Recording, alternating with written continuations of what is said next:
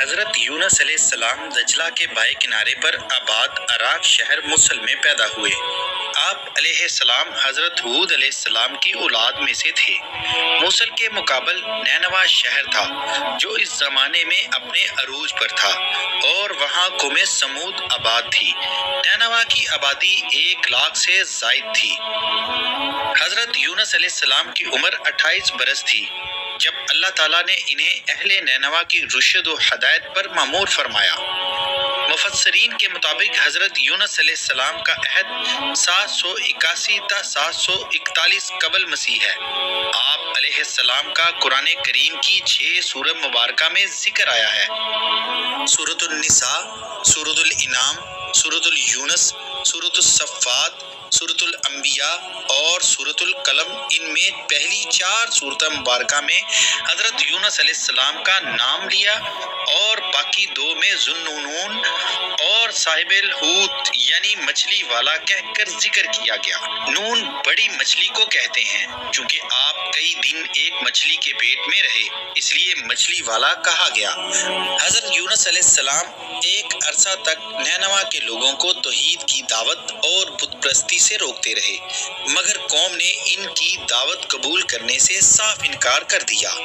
صرف یہی نہیں، غرور و تکبر میں مبتلا قوم دیگر نافرمان اقوام کی طرح آپ علیہ السلام کی دعوت کا مذاق اڑاتی رہی۔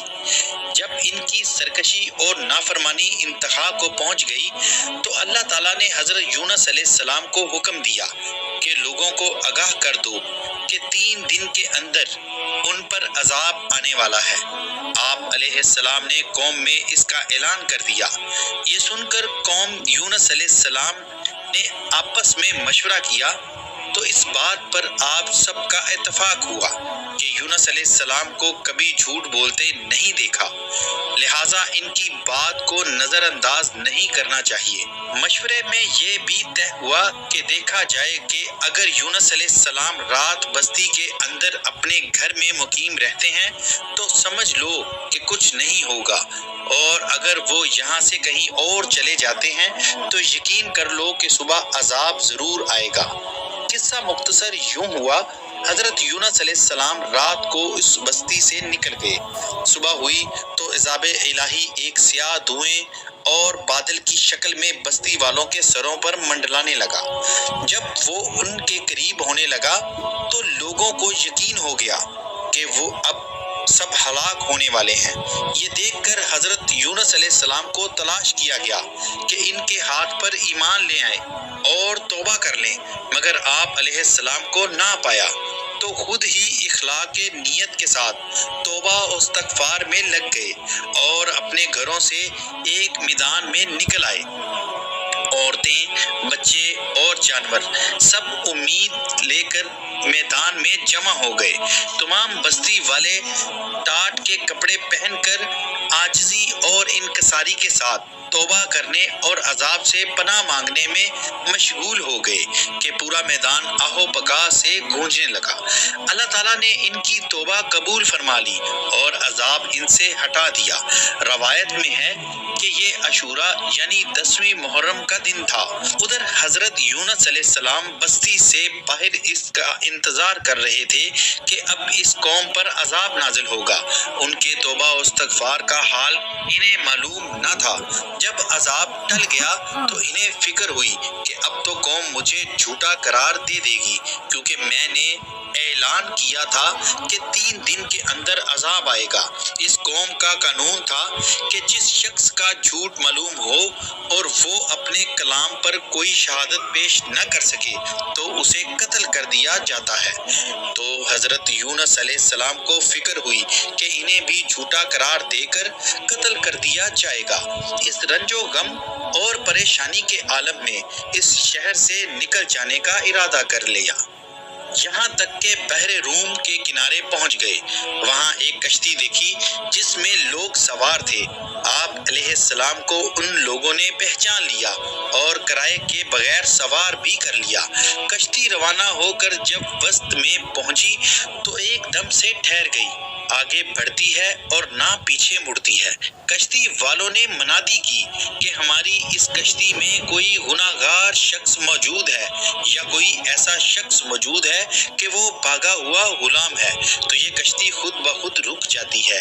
ایسا آدمی کو چاہیے کہ وہ خود ظاہر کر دے تاکہ اس کی وجہ سے سب مصیبت میں نہ آئیں۔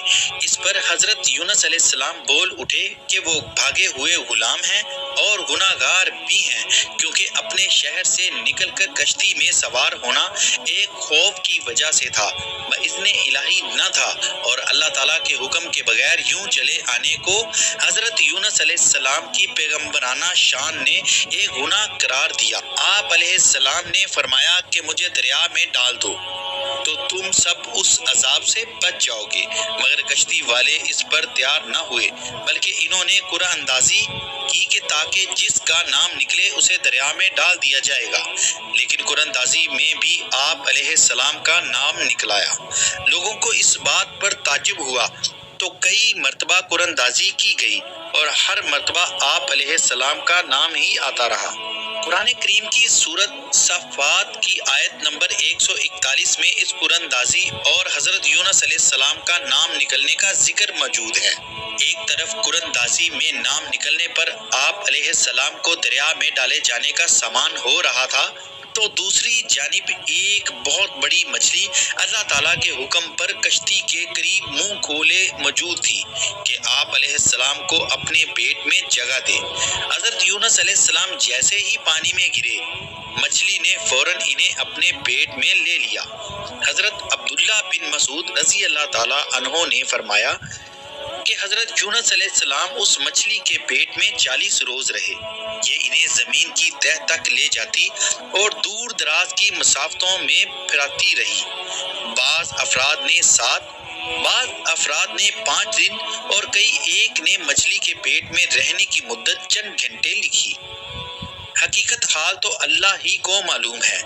اس حالت میں حضرت یونس علیہ السلام نے دعا کی، لا الہ الا انت سبحانک انی کنت من الظالمین، تو اللہ تعالیٰ نے دعا قبول فرمائی اور مچھلی نے آپ علیہ السلام کو بالکل صحیح سالم حالت میں کنارے پر ڈال دیا۔ مچھلی کے پیٹ کی گرمی سے ان کی بدن پر کوئی بال نہ رہا۔ اللہ تعالیٰ نے ان کے قریب ایک درخت اگا دیا جس کے پتوں کا سایہ آپ علیہ السلام کے لیے راحت کا سبب بن گیا۔ نیز ایک جنگلی بکری اللہ تعالیٰ کے حکم سے صبح و شام آپ علیہ السلام کے پاس آ کھڑی ہوتی اور آپ اس کا دودھ پی لیتے۔